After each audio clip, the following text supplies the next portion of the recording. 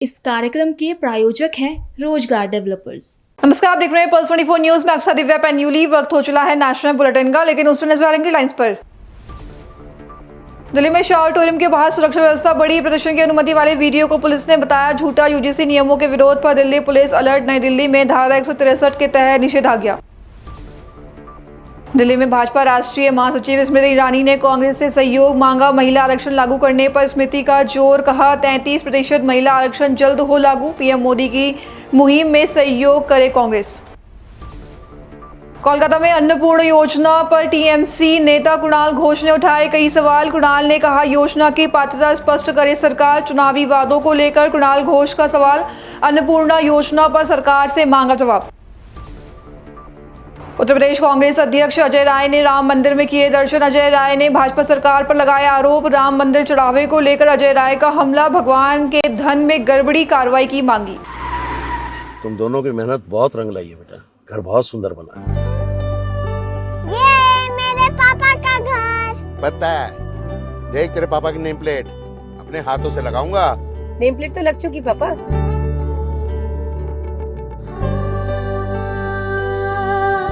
असल मेहनत तो आपने किया पापा, मुझे इस काबिल बनाने के लिए। वो जिंदगी भर किराए के मकान में रहे, लेकिन तो आज ये घर मेरा नहीं, ये है मेरे पापा का घर।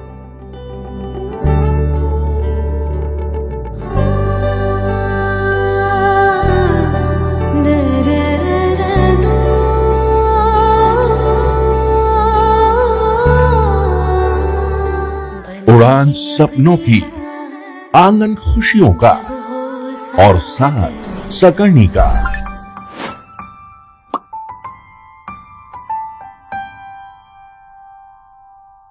साठ वर्षों से आपके साथ मनोरंजन और संस्कार का संगम, जाह्नवी मैगजीन। आइए अब देखते हैं खबरें विस्तार से। दिल्ली के शाह ऑडिटोरियम के बाहर सुरक्षा व्यवस्था बढ़ा दी गई है, जहां दिल्ली पुलिस ने सोशल मीडिया पर वायरल हो रहे उन वीडियो को झूठा और भ्रामक बताया है, जिनमें दावा किया जा रहा है कि शाह ऑडिटोरियम में यूजीसी इक्विटी रेगुलेशंस 2026 और आरक्षण व्यवस्था के खिलाफ प्रदर्शन की अनुमति दी गई है। पुलिस ने स्पष्ट किया कि ऐसी किसी प्रदर्शन की अनुमति नहीं दी गई है। दरअसल दिल्ली पुलिस के मुताबिक नई दिल्ली में भारतीय नागरिक सुरक्षा संहिता यानी BNSS की धारा 163 के तहत निषेधाज्ञा पहले से लागू है। इसके तहत विरोध मार्च, जुलूस और प्रदर्शन करने पर रोक है। साथ ही 5 या उससे अधिक लोगों के एकत्र होने की भी अनुमति नहीं है। पुलिस ने लोगों से सोशल मीडिया पर प्रसारित भ्रामक सूचनाओं पर विश्वास नहीं करने और किसी भी कार्यक्रम या प्रदर्शन से संबंधित जानकारी के लिए आधिकारिक स्रोतों पर भरोसा करने की अपील की है। दिल्ली में बीजेपी मुख्यालय में सेवा संकल्प कार्यक्रम और अन्य मुद्दों को लेकर पार्टी के राष्ट्रीय पदाधिकारियों की हुई बैठक में बीजेपी के राष्ट्रीय अध्यक्ष नितिन नवीन और राष्ट्रीय महासचिव समेत कई नेता शामिल हुए। इस दौरान भाजपा राष्ट्रीय महासचिव स्मृति ईरानी ने महिला आरक्षण को लेकर कांग्रेस से सहयोग की अपील की। उन्होंने कहा कि प्रधानमंत्री नरेंद्र मोदी ने महिलाओं को संसद में 33% आरक्षण देने का संकल्प लिया है। स्मृति ईरानी ने कांग्रेस नेताओं से अपील करते हुए कहा कि वे महिला नेतृत्व के समर्थन को बयानों तक सीमित न रखें, बल्कि संसद में 33% महिला आरक्षण को जल्द लागू कराने की मुहिम में प्रधानमंत्री का सहयोग करें। कांग्रेस पार्टी के पूर्व राष्ट्रीय अध्यक्ष ने एक कार्यक्रम में ये कहा कि वो महिलाओं का समर्थन करते हैं।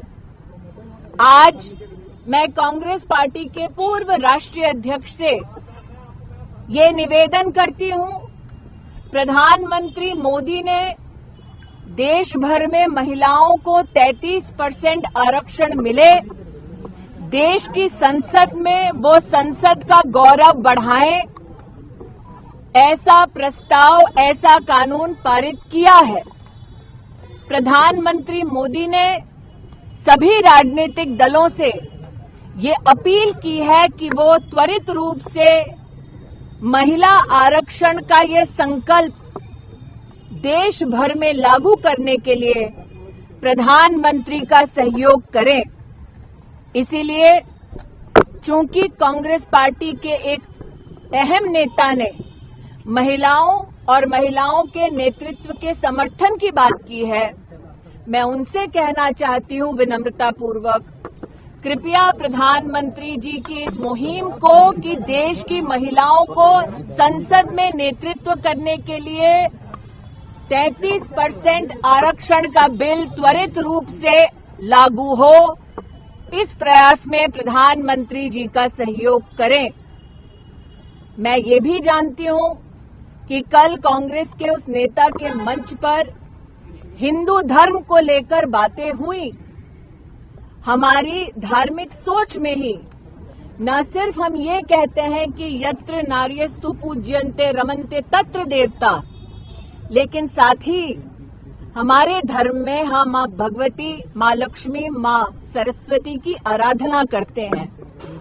इसीलिए चूंकि उन्होंने धर्म का आह्वान किया है, मैं उस अहम नेता को एक और निवेदन करती हूं। वंदे मातरम में भी जिन पंक्तियों को कांग्रेस मुख्यालय में रोका गया, उन पंक्तियों में मां दुर्गा का उल्लेख है।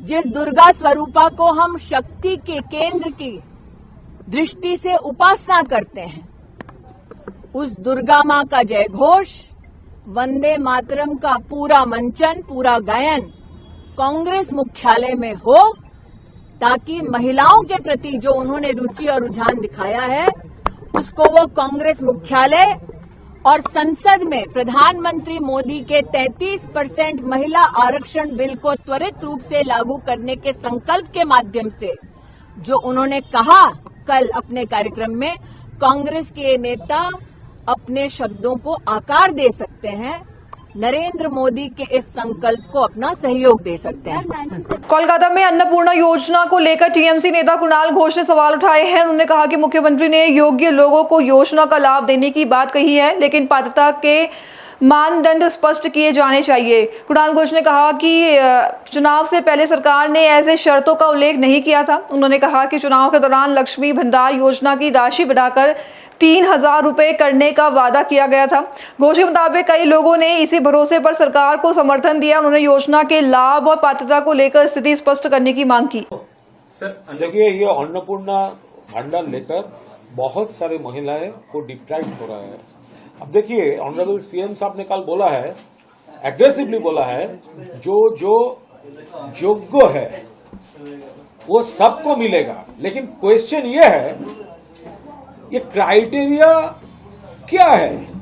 और आज आप बोल रहे हैं जो योग्य है, एलिजिबल है, तो इलेक्शन के पहले आपने क्यों नहीं बोला था कंडीशंस एप्लीकेबल? इलेक्शन के पहले आप लोग बोले थे जो लक्ष्मी भंडार जिसको मिल रहा है वो दुगना हो जाएगा, 3,000 हो जाएगा। तो ये तो कंफ्यूज्ड हो गया, बहुत सारे लोग इसमें आकर तो वोट दे दिया। लेकिन वोट का बाद आप बोल रहा है कंडीशंस एप्लीकेबल। जो मां बहने वो पूरा मिलता था, सबको नहीं मिलेगा, क्राइटेरिया होगा। ये क्राइटेरिया क्या होगा? और सबसे बड़ा बात यह है, अगर क्राइटेरिया होगा तो वो गवर्नमेंट का राइट है। लेकिन आप लोग इलेक्शन के पहले यूके ने बताया था योग्यों को सब योग्य जो है एलिजिबल है उनको मिलेगा। अरे ये एलिजिबल कौन है? अब किसको डिलीट कर रहे हैं, किसको बात दे रहे हैं? और सबको नहीं मिलेगा, ओनली एलिजिबल को मिलेगा। और कौन कौन एलिजिबल है, इसका क्राइटेरिया क्या है, ये इलेक्शन का पहले तो बताना चाहिए था। वोट देने से पहले वो महिलाओं को तो ये डिसीजन लेने का राइट होना चाहिए था। ये है लक्ष्मी भंडार हमको मिल रहा है और ये है अन्नपूर्णा, सबको नहीं मिलेगा। अगर ये क्राइटेरिया है तो मिलेगा। तो ये क्लियर करके बात करना चाहिए। आप लोग कन्फ्यूज किया, महिलाओं के साथ ये पॉलिटिकल चीटिंग हो गया। अयोध्या में उत्तर प्रदेश कांग्रेस अध्यक्ष अजय राय ने श्री राम जन्मभूमि और हनुमानगढ़ी मंदिर में दर्शन किए। उन्होंने हनुमान चालीसा का पाठ कर देश में शांति और न्याय की प्रार्थना की। इस दौरान अजय राय ने भाजपा सरकार पर गंभीर आरोप लगाए। उन्होंने कहा कि देश में अत्याचार और अन्याय की स्थिति बनी हुई है, जिससे लोग परेशान हैं। अजय राय ने आरोप लगाया कि भगवान राम के दरबार में चढ़ाए गए पैसों की चोरी हुई है। उन्होंने हनुमान जी से प्रार्थना करते हुए कहा कि जिन लोगों ने भगवान के धन में गड़बड़ी की, उन्हें सद्बुद्धि सद्बुद्धि मिले और उनके खिलाफ कार्रवाई कर जेल भेजा जाए। देखिए, आज पूरे देश के अंदर जो अत्याचार अन्याय आज हो रहा है, पूरा देश हाहाकार कर रहा है। चाहे वो हमारे संत समाज के लोग हों, हमारे किसान हों, बच्चे हों, बच्चियां हों, आम आदमी, पूरे देश को इन पूरी भाजपा की सरकारों ने तबाह कर दिया, बर्बाद कर दिया।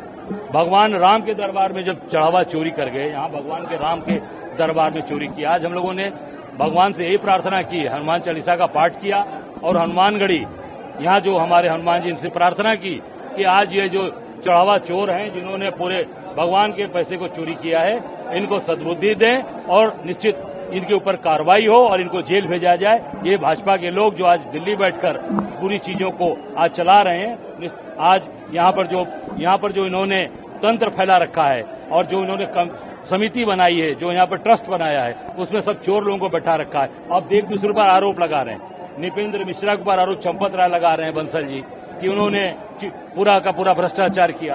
पूरे लोग लिप्त हैं इसमें, दिल्ली से लेकर और आरएसएस से लेकर मोहन भागवत से लेकर सब लोग इसमें लिप्त। पवित्र श्रावण मास में छत्तीसगढ़ की राजधानी रायपुर भगवान भोलेनाथ की भक्ति में सराबोर नजर आई, जहां आयोजित भव्य कांवड़ यात्रा कार्यक्रम में मुख्यमंत्री विष्णुदेव साय और विधानसभा अध्यक्ष रमन सिंह शामिल हुए। इस दौरान उन्होंने भगवान शिव का विधि विधान से रुद्राभिषेक और पूजा अर्चना कर प्रदेश की सुख समृद्धि, शांति, खुशहाली और नागरिकों के कल्याण की कामना की। दरअसल मुख्यमंत्री ने कांवड़ यात्रा में शामिल शिव भक्तों का उत्साह बढ़ाते हुए उन्हें श्रावण मास की शुभकामनाएं दी। साथ ही उन्होंने कहा कि भगवान शिव की आराधना और भक्ति का विशेष अवसर है।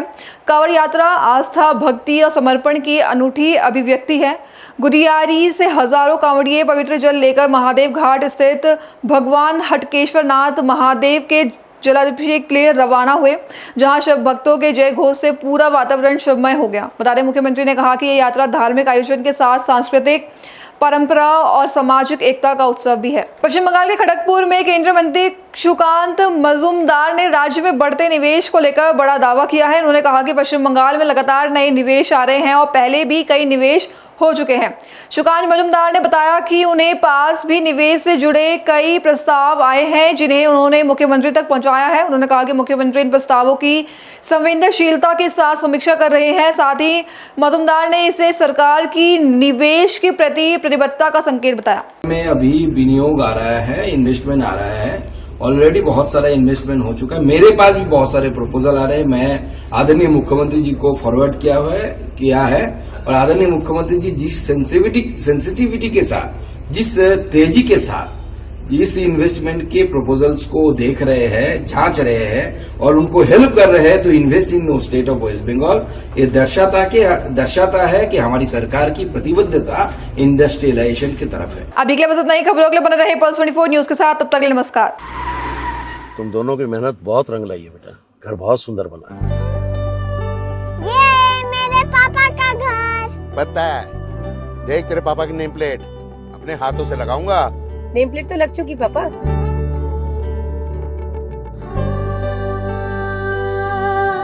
असल मेहनत तो आपने की है पापा, मुझे इस काबिल बनाने के लिए। वो जिंदगी भर किराए के मकान में रहे, लेकिन आज ये घर मेरा नहीं, ये है मेरे पापा का घर।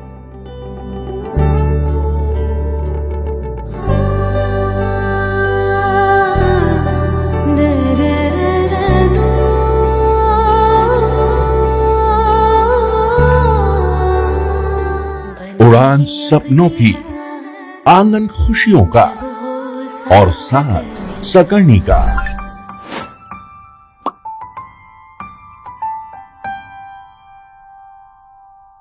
60 वर्षों से आपके साथ मनोरंजन और संस्कार का संगम, जाह्नवी मैगजीन। इस कार्यक्रम के प्रायोजक थे रोजगार डेवलपर्स।